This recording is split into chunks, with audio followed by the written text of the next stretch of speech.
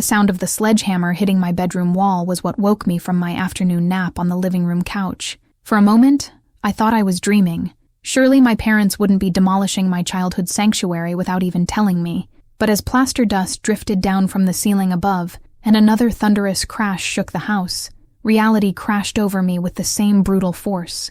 "What the hell are you doing?" I shouted, racing up the stairs 2 at a time, my heart hammering against my ribs like a caged bird desperate to escape. I found my father, David, standing in what used to be my bedroom, wearing work clothes and safety goggles, a sledgehammer in his calloused hands. Where my bed had been that morning, there was now a gaping hole in the wall leading to my sister Chloe's already massive bedroom. My belongings, clothes, books, the collection of vintage cameras I'd been building since I was 12, were shoved unceremoniously into black garbage bags piled in the hallway. "Finally awake, are we?"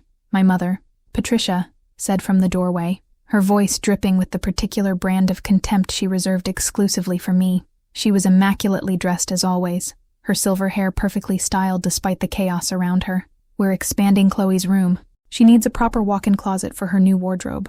"Where am I supposed to sleep?" I asked, staring at the destruction of the space that had been my refuge for 19 years.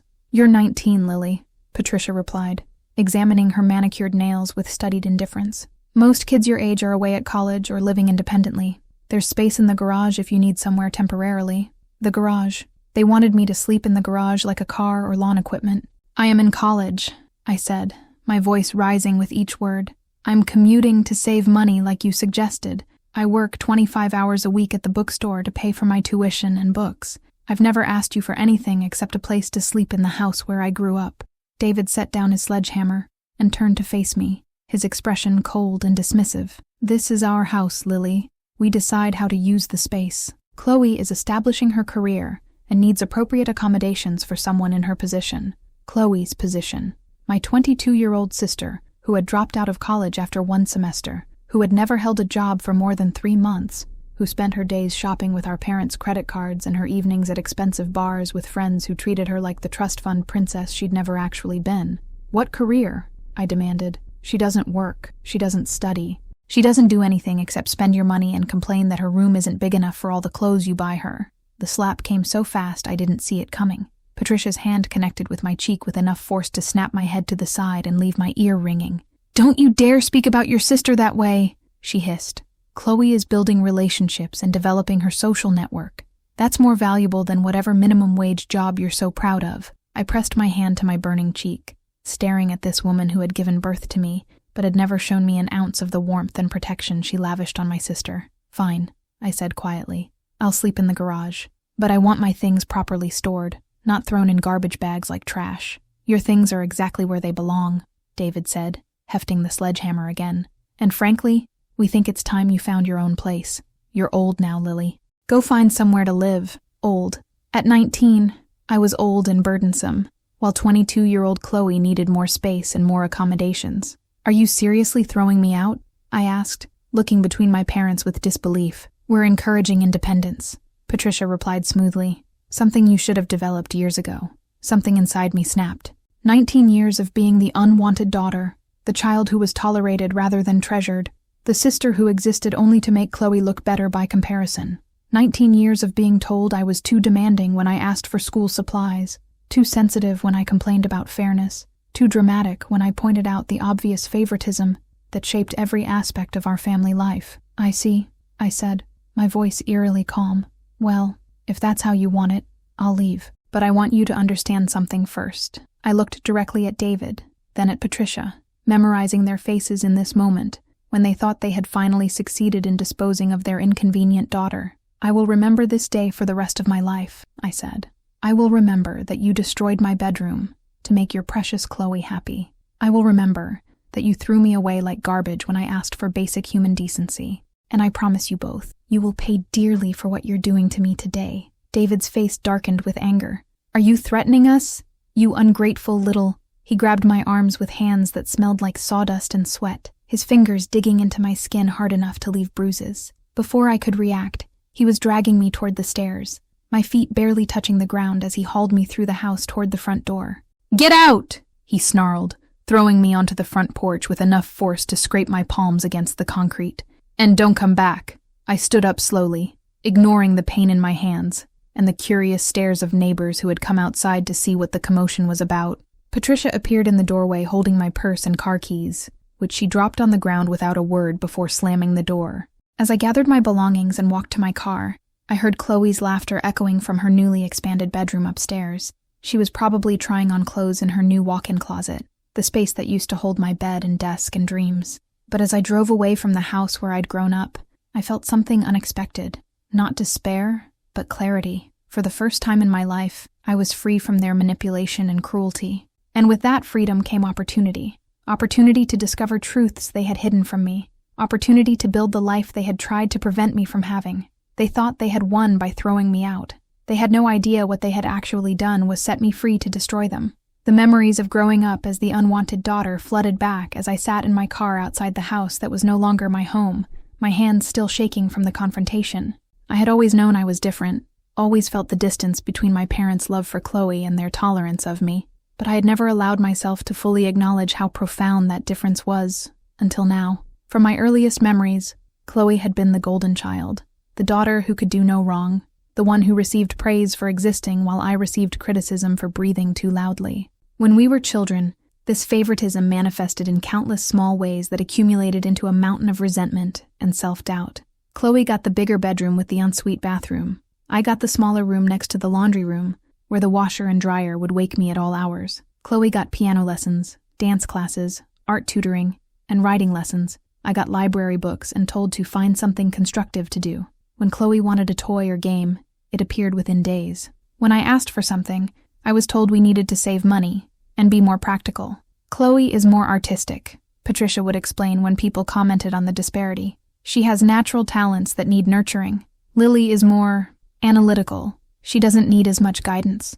Analytical. That was their code word for boring, practical, not worth investing in.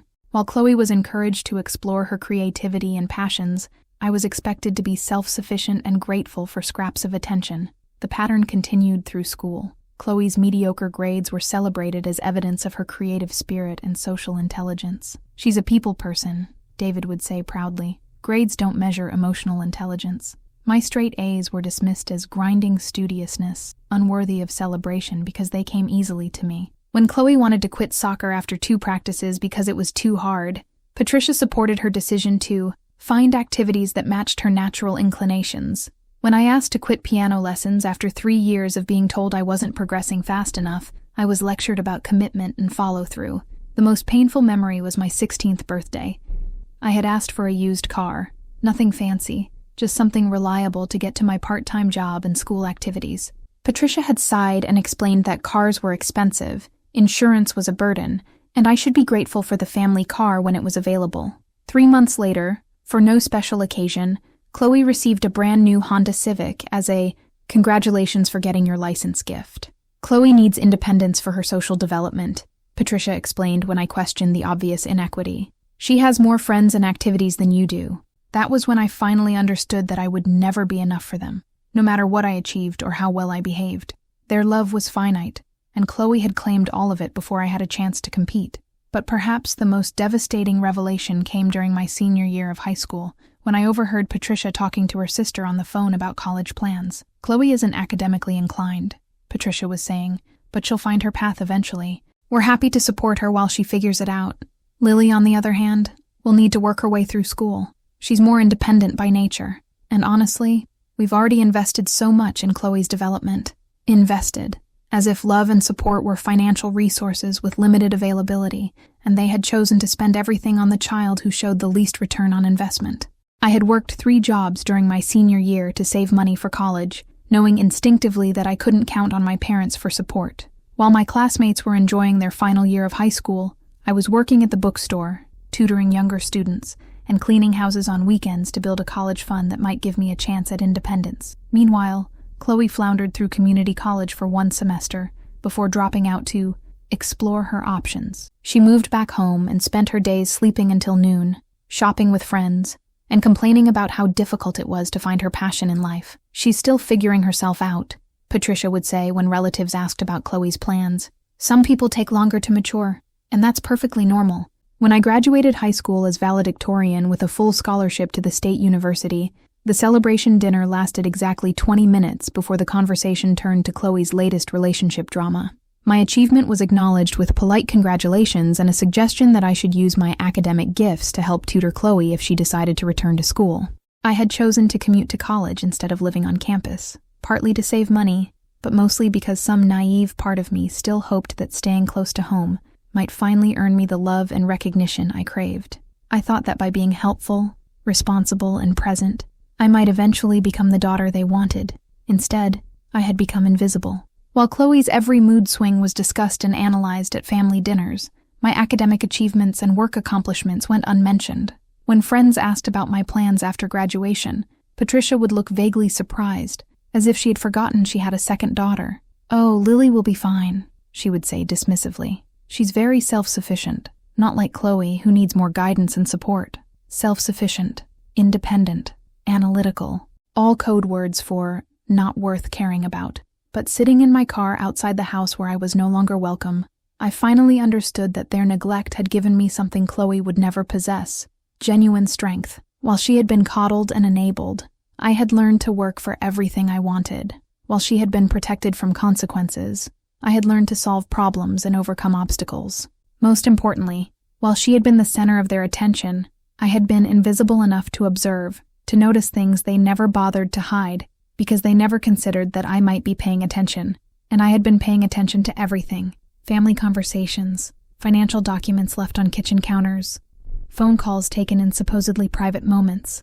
Over the years, I had accumulated a collection of small observations and half-understood adult conversations that were starting to form a pattern. Now, with nothing left to lose, and no family loyalty to constrain me, I was finally free to investigate what those patterns might reveal about the family that had just thrown me away like garbage. They thought they had gotten rid of their problem daughter. What they had actually done was turn their most observant critic loose with nothing but time and motivation to uncover their secrets. The first night of homelessness was a crash course in practical reality that no amount of academic achievement had prepared me for. I spent it in my car in the parking lot of a 24-hour diner, jumping awake every hour as police cruisers made their rounds and the overhead lights created an artificial dawn that left me exhausted and disoriented. By morning, I had formulated a basic survival plan. First priority, shelter. Second priority, employment stability. Third priority, understanding exactly what had happened to my family that made my parents so confident they could throw me away without consequences. The homeless shelter downtown had a 3-day maximum stay and a waiting list. But the intake counselor, a woman named Rose with kind eyes and hands scarred by her own hard experiences, took pity on my situation. "You're not the first kid to get thrown out for asking inconvenient questions," she told me, reviewing my intake form. "Your parents sound like pieces of work. College student, working 25 hours a week, never been arrested, no substance abuse issues. Honey, you're not the problem in that family dynamic." Rose helped me navigate the social services system with an efficiency born of necessity. Emergency food stamps, information about housing assistance programs, a list of churches that offered shower facilities and meal programs. But most valuably, she connected me with Margaret Chen, a family law attorney who volunteered at the shelter and specialized in cases involving financial abuse and family exploitation. "Your story raises some red flags," Margaret told me during our first meeting in her downtown office. "Parents who are willing to physically eject a financially independent child while simultaneously supporting an adult daughter who contributes nothing, that suggests they have financial motivations you might not understand." She pulled out a legal pad and began taking notes as I described the years of favoritism, the disparity in treatment, and the increasing hostility I had faced as I approached legal adulthood. "Have you ever seen your birth certificate?" Margaret asked. "Of course," I replied. Though as I said it, I realized I had never actually handled the document myself. "It's in my parents' safe with all the other family documents. Birth certificates are public records. We can request a copy independently. Same with any adoption papers, guardianship arrangements, or trust documents that might explain why your parents seem so confident about cutting you off. Adoption papers." The possibility had never occurred to me, though looking back at family photos, I realized I looked nothing like Chloe or either of my parents.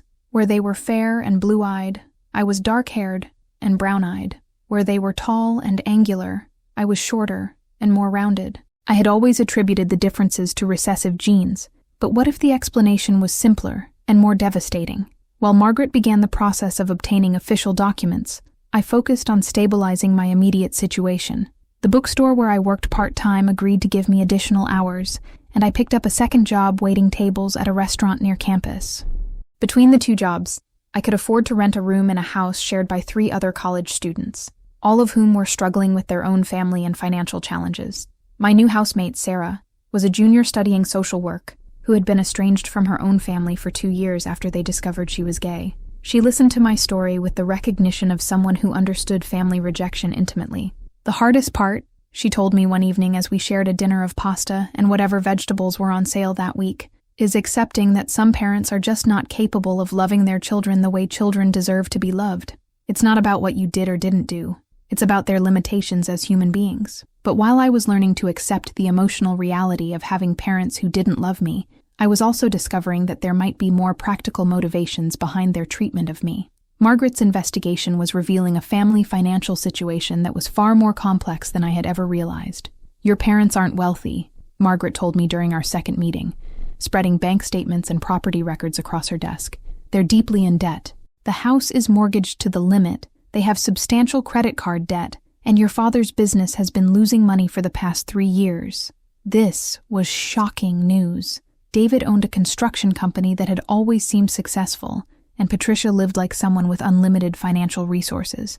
They had never indicated that money was a concern, despite their reluctance to spend anything on me. "So where is the money for Chloe's lifestyle coming from?"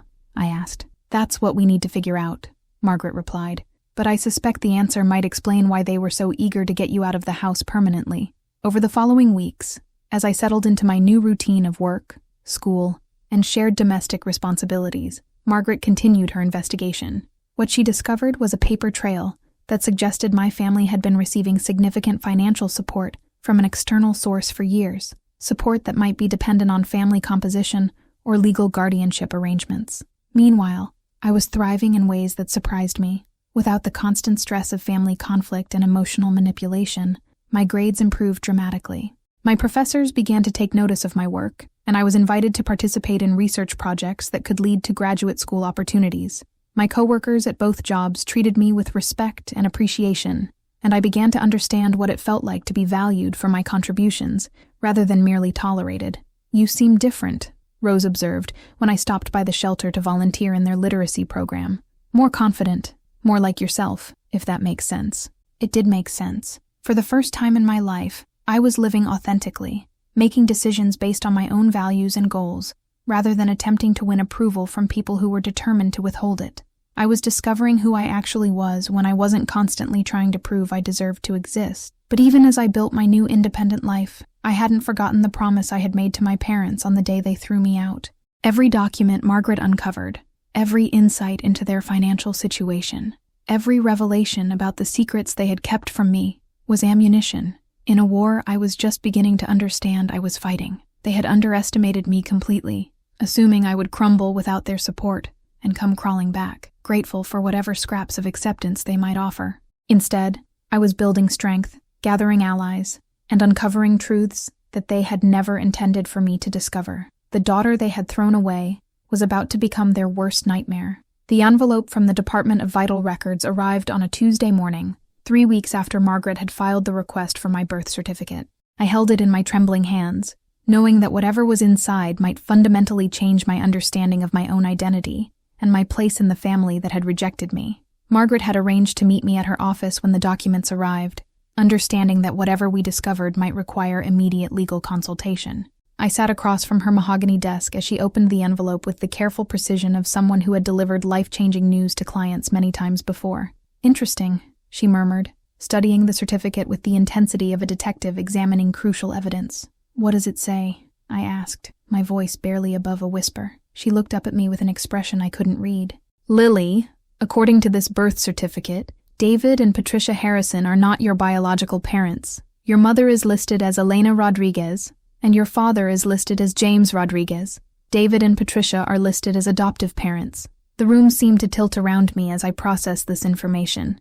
I had been adopted, and my adoptive parents had never told me. For 19 years I had wondered why I looked different, why I felt like an outsider, why their love seemed so conditional and distant.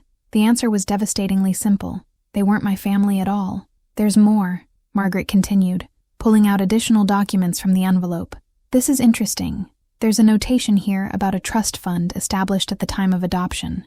According to this paperwork, your biological parents established a substantial trust fund for your benefit, to be administered by your adoptive parents until you reach the age of 21.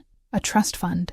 I stared at Margaret in confusion, unable to reconcile this information with the years of being told we needed to save money and that I should be grateful for what I had. How substantial? I asked. Margaret showed me the document, and the number made me gasp. $800,000, invested conservatively and growing with interest for 19 years. According to the calculations Margaret quickly scribbled on her legal pad, the trust was now worth approximately $1.4 million. I don't understand, I said, feeling lightheaded. If this money exists, why was I working multiple jobs to pay for college? Why was I told we couldn't afford a car or college expenses?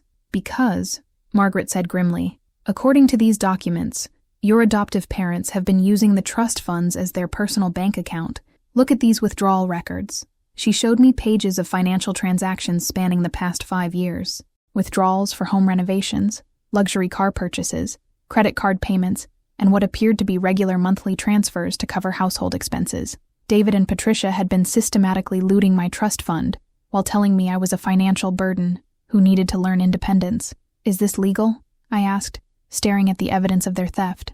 Absolutely not, Margaret replied, her voice sharp with professional outrage. Trust fund administrators have a fiduciary duty to preserve and grow the assets for the beneficiary's benefit. Using trust funds to pay for personal expenses is embezzlement, pure and simple. But the documents revealed an even more disturbing truth. Attached to the original adoption papers was a letter from Elena Rodriguez, my biological mother, explaining the circumstances of my adoption. As Margaret read it aloud, I felt pieces of my identity clicking into place like a puzzle I hadn't known I was solving. Elena Rodriguez had been a young doctor who had gotten pregnant during her medical residency. Unable to provide the stability and care she wanted for her child, she had made the heartbreaking decision to place me for adoption with David and Patricia Harrison, a couple who had presented themselves as financially stable and eager to provide educational opportunities and emotional support.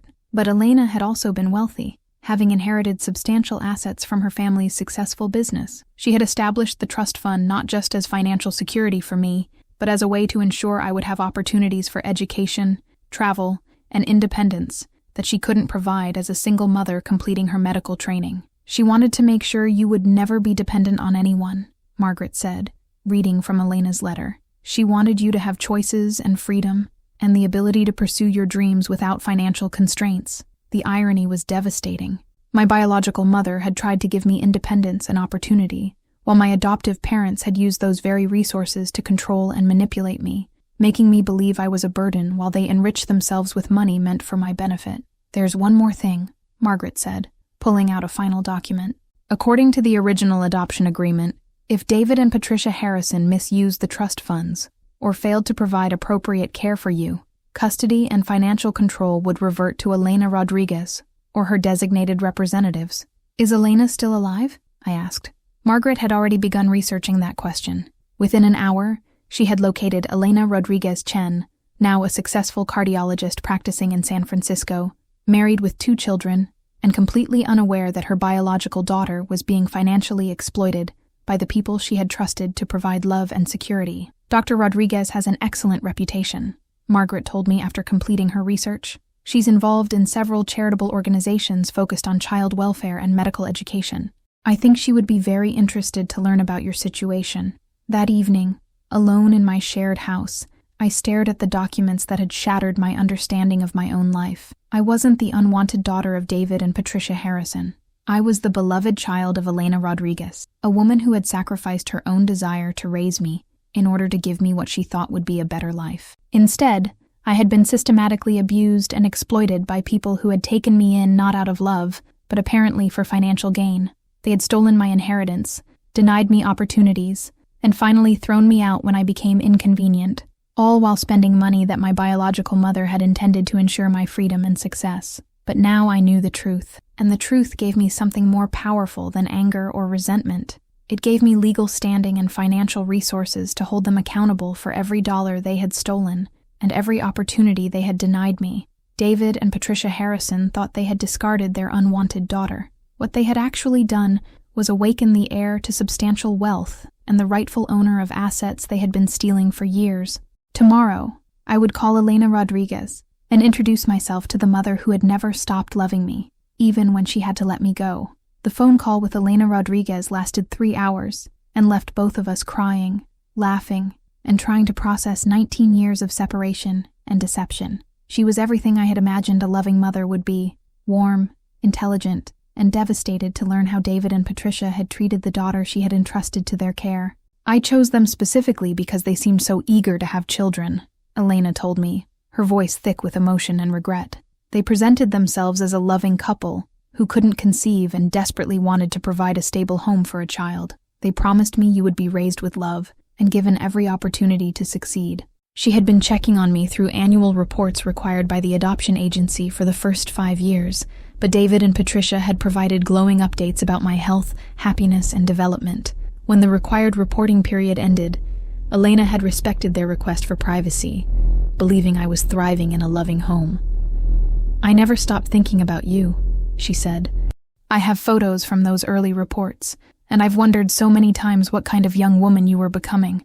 I never imagined you were struggling, or that they were stealing from you." Elena was flying in from San Francisco the following week to meet me in person and to begin legal proceedings against David and Patricia for their theft and abuse of the trust funds. But in the meantime, she encouraged me to gather as much information as possible about my adoptive family's financial situation and behavior patterns. Understanding their motivations might help us predict how they'll react when we confront them, Elena explained, and it might help us understand whether other people are being harmed by their behavior. That advice led me to focus on Chloe in a way I had never done before. Instead of seeing her as the favored daughter who had everything I wanted, I began to observe her behavior and lifestyle with the analytical skills that had always frustrated my adoptive parents. What I discovered was disturbing in ways I hadn't expected. Chloe didn't have a job, but she had expensive tastes that exceeded even David and Patricia's inflated lifestyle. Her closet was filled with designer clothes. Her jewelry collection included pieces that cost more than most people's cars, and she traveled frequently to expensive destinations with friends who seemed to have unlimited resources.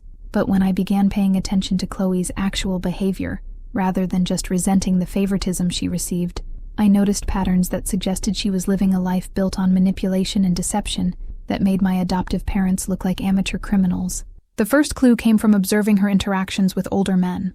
Chloe had a string of boyfriends who were significantly older, wealthy, and married. She never brought them to family events, but I had seen her out at restaurants with these men when I was working my server job. She would introduce them to her friends as business associates, or family friends, but the expensive gifts and intimate behavior suggested relationships that were far from professional. Curious, I began following Chloe's social media more closely than I had ever bothered to before. What I found was a carefully curated image of a young woman living a luxury lifestyle that she funded through what could only be described as a sophisticated blackmail operation.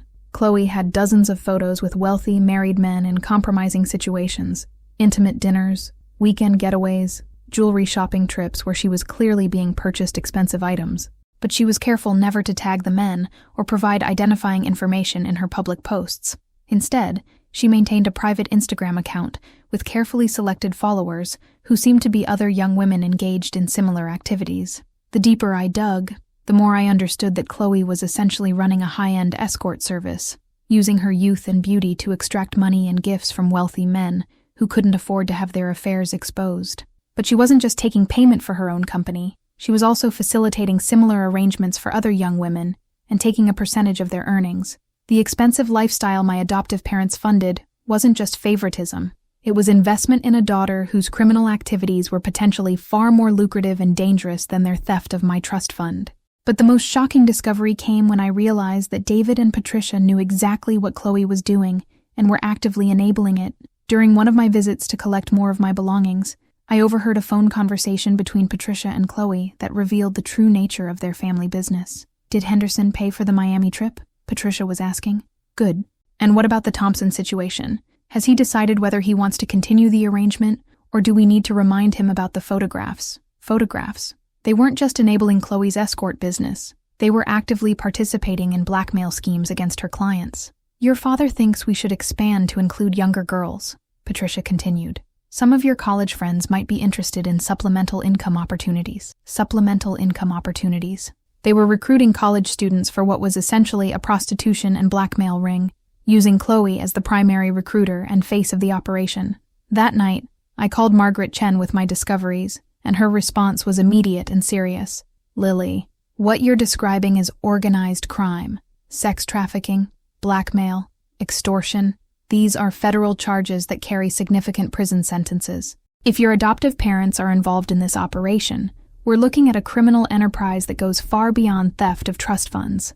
Margaret advised me to stop investigating immediately and to avoid any contact with David, Patricia, or Chloe until law enforcement could determine the scope of their criminal activities.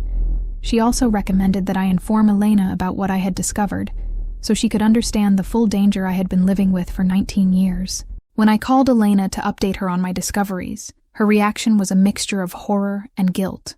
"I gave you to monsters," she said, crying. "I thought I was protecting you by giving you to people who could provide stability and opportunities. Instead, I gave you to criminals who were willing to exploit and endanger you for money." But Elena's response wasn't just emotional, it was strategic. As a successful doctor with resources and connections, she immediately began coordinating with law enforcement and legal professionals to ensure that David, Patricia, and Chloe would face appropriate consequences for their crimes. "We're not just going to recover your trust fund," Elena told me. "We're going to make sure they can never harm another child or young woman the way they harmed you." The daughter they had thrown away was about to bring down their entire criminal operation. Meeting Elena in person was like looking into a mirror that showed me who I could have been if I had grown up with love instead of manipulation. She was small like me, with the same dark hair and brown eyes, the same quick gestures when she was excited or nervous.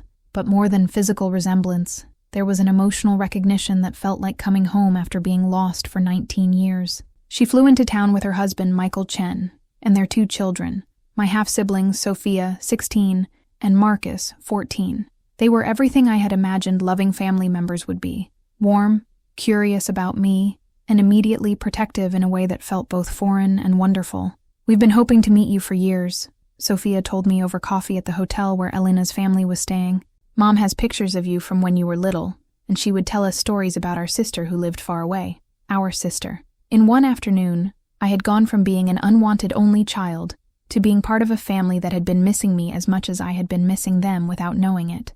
But the reunion, joyful as it was complicated by the legal and criminal investigations that Elena had set in motion. Margaret Chen, no relation to Elena's husband, despite the shared name, had been coordinating with federal investigators, who were now treating David and Patricia's activities as part of a broader investigation into organized crime networks. "The FBI is very interested in your adoptive family's operation," Margaret told Elena and me during a meeting at her office. Apparently, Chloe's activities and her parents' involvement fit a pattern they've been tracking across several states. Young women being recruited for escort services that evolve into blackmail schemes targeting wealthy men. The scope of their criminal enterprise was far more extensive than I had realized. Federal investigators had been monitoring financial transactions, travel patterns, and communication networks that suggested David and Patricia were part of a sophisticated operation that had been exploiting young women for years. "They didn't just steal from your trust fund," the lead investigator, Agent Sarah Williams, explained to me during our interview. "They've been using those funds to finance a criminal operation that has harmed dozens of young women and their families." But the most devastating revelation came when Agent Williams showed me evidence that David and Patricia had been planning to force me into Chloe's business once I turned 18. "According to communications we've intercepted," Agent Williams said, "they were frustrated that you were too difficult and independent to be manipulated into their operation. That's why they began increasing pressure on you to leave home. They realized you weren't going to be a willing participant in their criminal activities. The bedroom conversion, the increasing hostility, the ultimate decision to throw me out, it had all been orchestrated to get rid of a daughter who couldn't be coerced into prostitution and blackmail schemes. They kept detailed records of potential recruits," Agent Williams continued, showing me files that made my stomach turn. "Young women from troubled families, students struggling with financial problems, girls aging out of foster care. They target vulnerable populations and use a combination of financial inducement and psychological manipulation to trap them in exploitative situations." As the federal investigation expanded, Elena and I worked with Margaret to pursue civil litigation for the recovery of my trust fund and additional damages for the years of psychological abuse and neglect I had endured. But more than financial recovery, I wanted accountability for every young woman who had been harmed by their operation. The break in the case came when one of Chloe's business associates decided to cooperate with federal investigators. Jennifer Walsh was a 23-year-old former college student who had been recruited by Chloe 2 years earlier when she was struggling to pay for her mother's cancer treatments. They told me it was just escort work, Jennifer testified. Dinner dates with wealthy older men who wanted attractive company for business events. But then they started asking me to gather personal information about the men, to take photographs, to report back on their personal lives and business activities. When Jennifer tried to leave the operation, David and Patricia had threatened her with exposure to her family and employer, trapping her in an escalating cycle of exploitation that included forced sexual activities and active participation in blackmail schemes. They told me I was part of the family business now, Jennifer said. They said if I tried to leave or report them, they would make sure I was charged as a co-conspirator, and that my mother would lose her health insurance.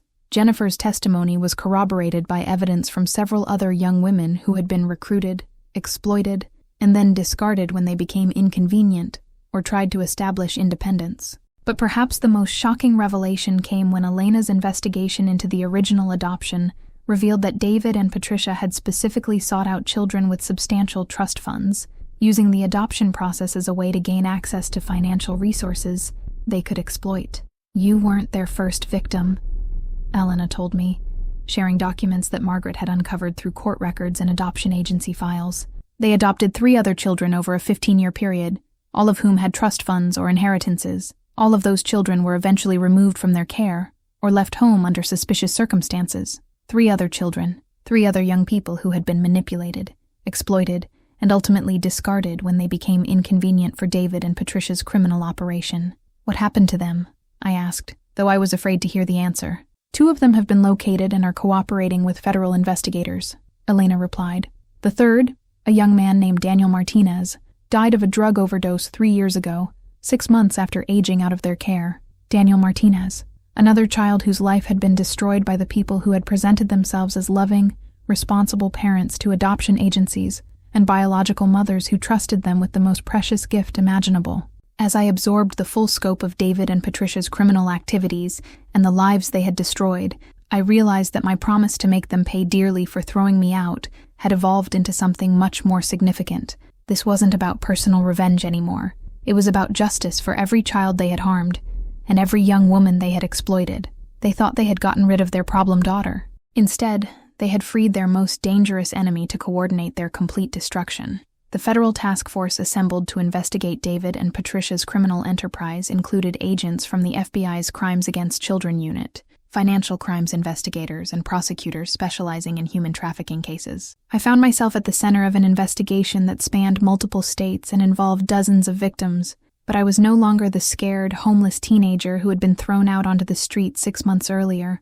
Elena had insisted I move in with her family in San Francisco while the investigation proceeded, but I chose to remain in town to complete my college semester and assist with the ongoing case. However, she did establish an independent bank account for me with access to my recovered trust funds, and the financial security transformed every aspect of my life in ways I was still learning to process. You don't have to work 2 jobs anymore, Elena reminded me during one of our daily phone calls. You have enough money to focus on your education and helping with this investigation.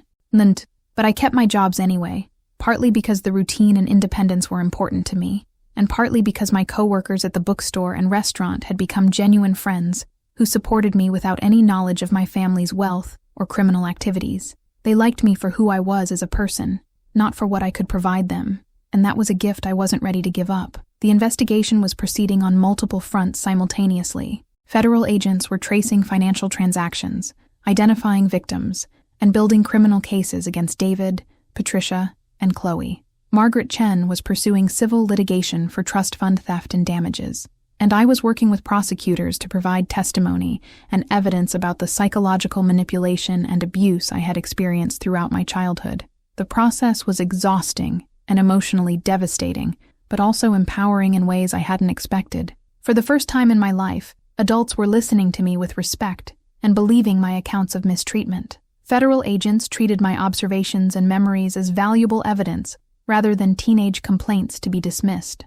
You have an excellent memory for detail, Agent Williams told me after I spent 6 hours providing testimony about family financial patterns, conversations I had overheard, and behavioral changes I had observed over the years. Your ability to recall specific dates, amounts, and circumstances is going to be crucial for establishing the timeline of their criminal activities, but the most satisfying aspect of the investigation was discovering how thoroughly David and Patricia had underestimated me. They had spent years dismissing my intelligence and treating me as if my observations and questions were irrelevant. They had no idea that I had been unconsciously documenting their criminal behavior for years, storing away details that would eventually become evidence in their prosecution. The house they had thrown me out of was now under federal surveillance, and investigators were documenting a steady stream of young women visiting Chloe, older men arriving for brief meetings, and financial transactions that supported charges of running a criminal enterprise. "They're getting sloppy," Agent Williams observed during one of our weekly updates. "Criminal operations often deteriorate when the organizers become overconfident. Your removal from the household seems to have made them feel safe to expand their activities." David and Patricia's financial situation was also deteriorating rapidly. Without access to my trust fund, which had been frozen by court order and transferred to Elena's control, they were struggling to maintain their expensive lifestyle and cover the costs of Chloe's operation. Credit card bills were accumulating, the house was facing foreclosure, and David's construction business was failing due to his distraction with criminal activities. Meanwhile, the young women who had been exploited by their operation were finding the courage to come forward as news of the investigation spread through social service networks and college campuses. Each new victim who testified added another piece to the prosecution's case and another year to the potential sentences David and Patricia would face. Jennifer Walsh, the young woman whose cooperation had broken the case open, had become a powerful advocate for other victims and an unofficial coordinator between law enforcement and the women who were afraid to come forward. "They made us feel like we were criminals too," Jennifer told me during one of our conversations, "like we had chosen to be involved in their operation and would be prosecuted if we tried to expose them." It takes incredible courage to overcome that kind of psychological manipulation.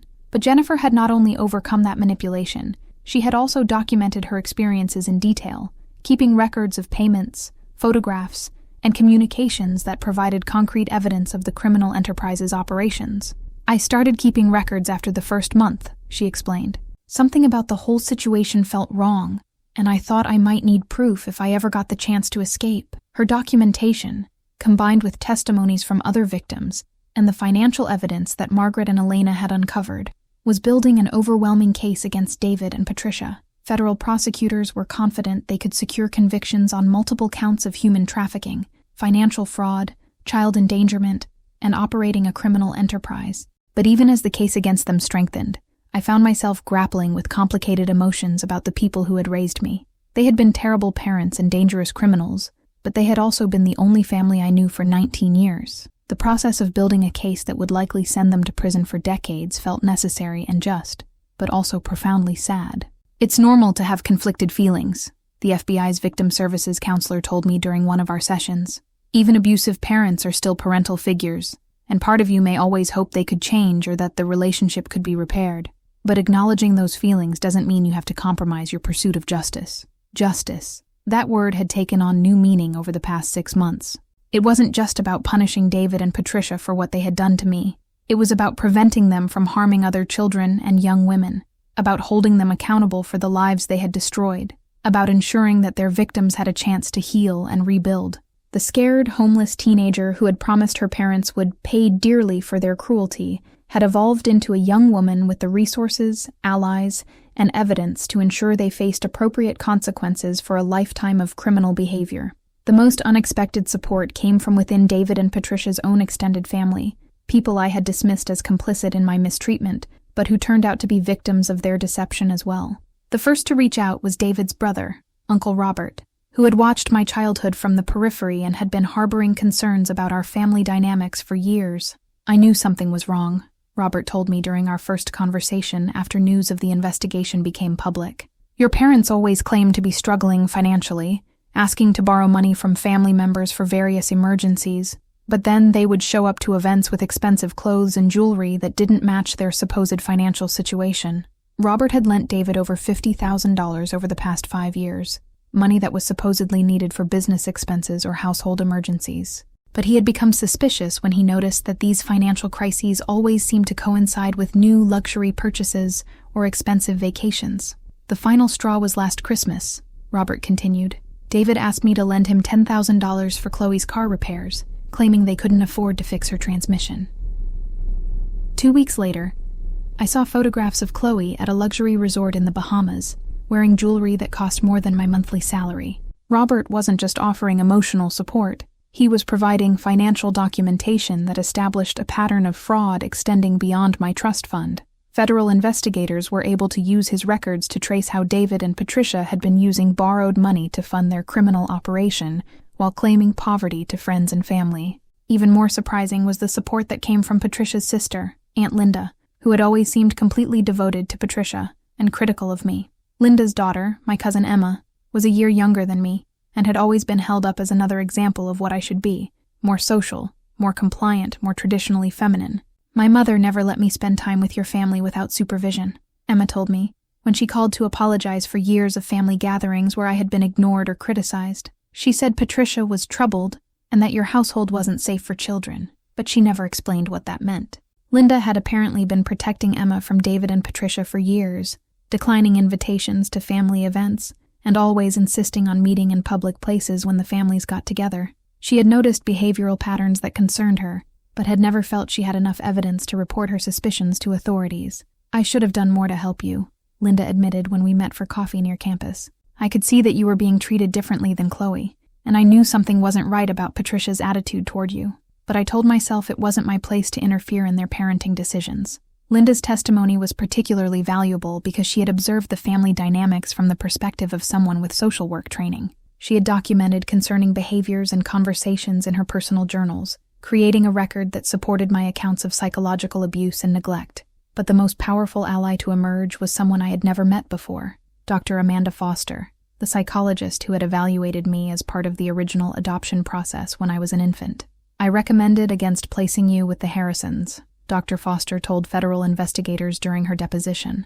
"There were multiple red flags in their psychological evaluations and home study. They seemed primarily motivated by financial considerations, rather than genuine desire to parent a child."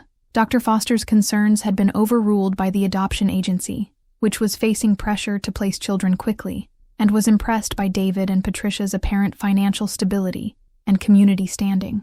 But she had maintained her case files and had been following up on the children she had evaluated whenever possible.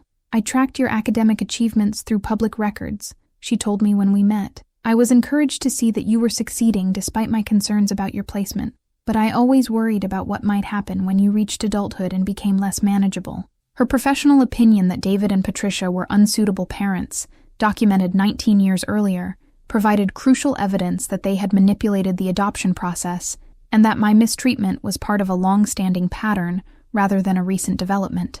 The support from extended family and professionals was validating, but the most meaningful alliance came from an unexpected source: other young people who had survived similar exploitation and were now advocates for victims of human trafficking. Maria Santos was a 25-year-old social worker who had escaped from a trafficking operation 5 years earlier and now worked with federal law enforcement to identify and rescue other victims. She contacted me after learning about the investigation through her professional networks. "Family-based trafficking operations are among the most difficult to detect and prosecute," Maria told me during our first meeting. "Victims often don't recognize that they're being exploited because the abuse is normalized within the family structure. Your ability to recognize the criminal behavior and report it probably saved other young women from being trapped in the same situation." Maria introduced me to a network of survivors, advocates, and professionals who were working to combat human trafficking and support victim recovery. For the first time in my life, I was part of a community where my experiences were understood and validated, where my intelligence and analytical skills were appreciated rather than criticized. "You have excellent instincts for investigative work," Maria observed after reviewing my documentation of David and Patricia's criminal activities. "Have you considered studying criminal justice or social work? Survivors often become the most effective advocates because they understand the system from the inside." The suggestion sparked my interest in ways I hadn't expected. My original plan had been to major in business administration, mostly because it seemed practical and financially stable, but working with federal investigators and victim advocates had revealed capabilities and interests I didn't know I possessed. "I want to help other kids who are being exploited. I told Elena during one of our conversations. I want to make sure that what happened to me, and what could have happened to me, doesn't happen to other children. Elena's response was immediate and enthusiastic. Whatever you want to study, wherever you want to go to school, we'll make it happen. Your trust fund was always intended to give you choices and opportunities. Use it to build the life you want to live. The homeless teenager who had been thrown out for asking inconvenient questions was now a young woman with resources, allies, and a clear sense of purpose. David and Patricia had tried to silence me, but instead they had freed me to find my voice and use it to protect others. The arrest came on a Tuesday morning in November, exactly 8 months after David had thrown me out of the house I had thought was my home. Federal agents executed simultaneous raids on the family house, David's construction business offices, and 3 properties where Chloe had been conducting her criminal activities. I watched the news coverage from my apartment, feeling a mixture of satisfaction and sadness as I saw the man who had raised me being led away in handcuffs. Agent Williams called me within an hour of the arrests to provide details that wouldn't be released to the media. David, Patricia, and Chloe were each facing multiple federal charges including human trafficking, money laundering, wire fraud, and operating a criminal enterprise. The evidence collected during the raids included financial records, communications with victims and clients, and photographs that documented years of criminal activity. We found over $200,000 in cash hidden throughout the house, Agent Williams reported, plus jewelry, art, and luxury items that appear to have been purchased with proceeds from their criminal operation. The total value of assets subject to forfeiture is estimated at over $800,000. But the most damaging evidence was digital: computers, phones, and cloud storage accounts that contained detailed records of their criminal enterprise. Chloe had kept meticulous records of her clients, their personal information, their financial vulnerabilities, and the amounts they had paid to keep their activities secret. Your sister appears to have been documenting everything for potential future use, Agent Williams explained. Bank transfers, hotel receipts, photographs, personal communications. She maintained files on dozens of men who could have been blackmailed indefinitely. The scope of victimization was even broader than investigators had initially realized. Federal agents had identified 43 young women who had been recruited into the operation over a 6-year period, ranging in age from 17 to 24 when they were first approached. Most had been college students struggling with financial problems, but some had been recruited from foster care systems or homeless shelters. The psychological manipulation was sophisticated. Dr. Sarah Mitchell, the FBI's forensic psychologist, explained to me during a briefing. Your adoptive parents created a system that isolated victims from their support networks, made them financially dependent, and convinced them they were willing participants rather than victims of exploitation. The federal prosecutor, Assistant U.S. Attorney Michael Rodriguez, was seeking sentences that would ensure David and Patricia would spend the rest of their lives in prison. But he also wanted me to understand the broader significance of the case. This prosecution is part of a larger effort to combat family-based trafficking operations, he explained. Your courage in coming forward and cooperating with the investigation is going to help us develop better strategies for identifying and prosecuting these types of cases. The pretrial detention hearing was my first opportunity to see David, Patricia, and Chloe since the day they had thrown me out. They looked smaller somehow, diminished by orange jumpsuits and the reality of facing accountability for their actions. But it was their legal arguments that revealed just how thoroughly they had underestimated me. David's attorney argued that the criminal enterprise had been primarily Chloe's operation, and that he and Patricia had been manipulated by their daughter's lies and explanations about her income sources. Mr. Harrison is a hard-working businessman who trusted his daughter's explanations about her financial success, the defense attorney claimed. He had no knowledge that her income was derived from illegal activities. Patricia's attorney took a different approach, claiming that she had been psychologically manipulated by David and had no independent decision-making authority within the family structure. Mrs. Harrison is a victim of domestic abuse who followed her husband's directives without understanding their criminal nature, her attorney argued. But Chloe's attorney revealed the defense strategy that showed just how little they understood about what I had become over the past 8 months. The government's case relies heavily on the testimony of Lily Harrison, an emotionally disturbed young woman who has fabricated these accusations as revenge against adoptive parents who tried to help her develop independence and responsibility, Chloe's attorney claimed. Emotionally disturbed, fabricated accusations, revenge against parents who tried to help me. The prosecutor's response was swift and devastating. He presented financial records showing the systematic theft of my trust fund, testimony from multiple victims corroborating the criminal enterprise, and evidence from the raids that documented years of illegal activity, but most powerfully, he presented Dr. Foster's original psychological evaluation, recommending against my placement with David and Patricia, followed by testimony from family members, teachers, and employers who described my character, integrity, and analytical capabilities. Miss Harrison isn't an emotionally disturbed young woman seeking revenge, Prosecutor Rodriguez stated. She's an honor student, a reliable employee, and a young woman with the intelligence and courage to expose a criminal operation that was destroying other people's lives. The defense's attempt to discredit her testimony reveals their desperation, not her unreliability. The judge denied bail for all 3 defendants, citing the serious nature of the charges, the extensive evidence of ongoing criminal activity, and the risk of flight or witness intimidation. After the hearing, Elena and I sat in the courthouse parking lot, both of us emotionally drained by seeing the people who had shaped my childhood reduced to criminal defendants facing life imprisonment. "How do you feel?" Elena asked gently. I thought about the question carefully before answering. I feel like the scared little girl who spent 19 years wondering why she wasn't good enough has finally gotten an answer. It was never about me not being good enough. It was about them being terrible people who were willing to exploit children for money. That evening, I called Jennifer Walsh to tell her about the arrests and to thank her for the courage she had shown in coming forward with her testimony. "You saved me," she said simply. "If you hadn't been brave enough to expose them, I would probably still be trapped in their operation, thinking I didn't have any other choices." But as I hung up the phone, I realized that Jennifer was wrong about who had saved whom. By forcing me to confront the truth about my family and fight for justice, she and the other victims had saved me from a lifetime of believing I was the problem, that I was the one who wasn't worthy of love and respect. David and Patricia had thrown away what they thought was their unwanted daughter. Instead, they had freed a young woman with the resources, allies, and determination to ensure they faced appropriate consequences for every life they had damaged. The reckoning they had never imagined was finally here. The trial lasted 3 weeks and became a landmark case in federal prosecution of family-based human trafficking operations. I testified for 2 full days, walking the jury through 19 years of psychological manipulation, the systematic theft of my trust fund, and the criminal enterprise that David and Patricia had built around exploiting vulnerable young women. But I wasn't the prosecution's only powerful witness. 13 other victims testified about their experiences being recruited, exploited, and threatened by the Harrison family operation.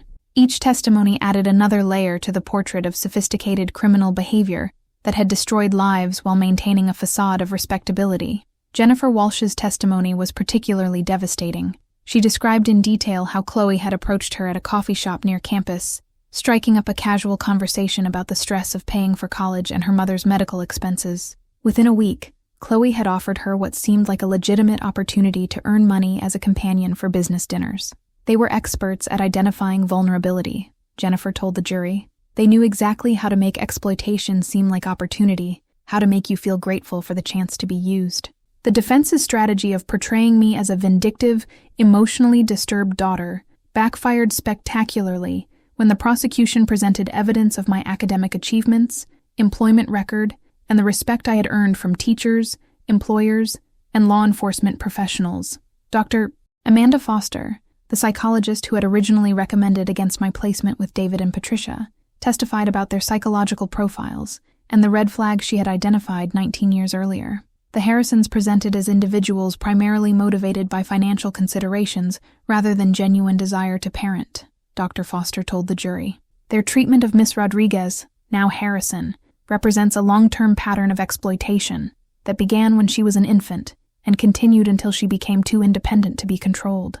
The financial evidence was overwhelming. Margaret Chen presented detailed documentation of trust fund theft, showing how David and Patricia had systematically converted funds intended for my education and welfare into resources for their criminal enterprise. The total amount stolen exceeded $400,000, not including investment growth that would have accumulated over 19 years. But beyond the financial theft, the prosecution painted a picture of child abuse and exploitation that had shaped every aspect of my development. I had been raised not as a beloved daughter, but as a financial asset to be managed and eventually discarded when I became inconvenient. The jury deliberated for less than 6 hours before returning guilty verdicts on all counts for all 3 defendants. David Harrison was sentenced to 35 years in federal prison for his role as the leader of the criminal enterprise. At 62 years old, it was effectively a life sentence. Patricia Harrison received 28 years for her participation in the trafficking operation and theft of trust funds. At 58, she would be in her 80s if she lived to complete her sentence. Chloe Harrison received 25 years for human trafficking, money laundering, and operating a criminal enterprise. At 22, she would spend her entire adult life in prison and be nearly 50 when released. The sentences sent shockwaves through the community, where the Harrison family had been respected members of society. Local newspapers covered the story extensively, focusing on how a family that had appeared successful and civic-minded had been operating a criminal enterprise that had victimized dozens of young women. But for me, the most meaningful outcome wasn't the prison sentences. It was the restoration of my identity and the validation of my worth as a human being. The scared, unwanted daughter who had been thrown out for asking inconvenient questions had become a young woman whose courage and intelligence had brought down a sophisticated criminal operation. Elena and I used the media attention to launch a foundation focused on supporting young people who had been exploited by family members or guardians. The Foundation for Exploited Youth would provide legal support, counseling services, and educational opportunities for victims of family-based trafficking and abuse. Your story represents hope for other young people who are being told they're worthless or unwanted, Elena said during our first press conference announcing the foundation. It shows that survival and success are possible, even when the people who should protect you are actually harming you. The foundation's first project was establishing a scholarship program for survivors of trafficking and exploitation who wanted to pursue education in criminal justice, social work, or victim advocacy. I would be the first recipient, having decided to change my major to criminal justice with a focus on victim services. I want to become the advocate I needed when I was being exploited, I told the scholarship committee. I want to help other young people recognize that they have value and rights, even when the adults in their lives are telling them otherwise. 6 months after the sentencing, I received an unexpected letter from Patricia in federal prison. I almost threw it away without reading it, but curiosity won out over anger. Lily, the letter began, I know you have no reason to forgive me or even to read this letter, but I wanted you to know that I understand now what we did to you was unforgivable. We stole your childhood, your trust fund, and your sense of worth. We treated you like a burden when you were actually the best thing that could have happened to our family. The letter went on for 3 pages, detailing regrets and acknowledgments that would have meant everything to me as a child, but felt hollow now that they came from prison.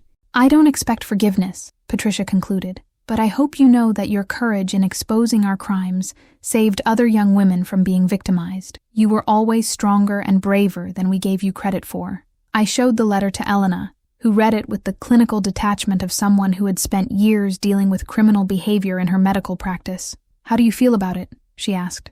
Like it's too little, too late, I replied honestly. I'm glad she acknowledges what they did, but it doesn't change anything. The time for their remorse was 19 years ago, when they could have chosen to love me instead of exploit me. Elena nodded approvingly. That's a very healthy perspective. Forgiveness isn't something you owe to people who harmed you, especially when their acknowledgement of wrongdoing only comes after they've been caught and punished. As I prepared for my junior year of college, now studying criminal justice at Elena's alma mater and living in a family where I was valued and supported, I reflected on the journey from that terrible day when David had thrown me out onto the street. The promise I had made, that they would pay dearly for their treatment of me, had been fulfilled beyond anything I could have imagined.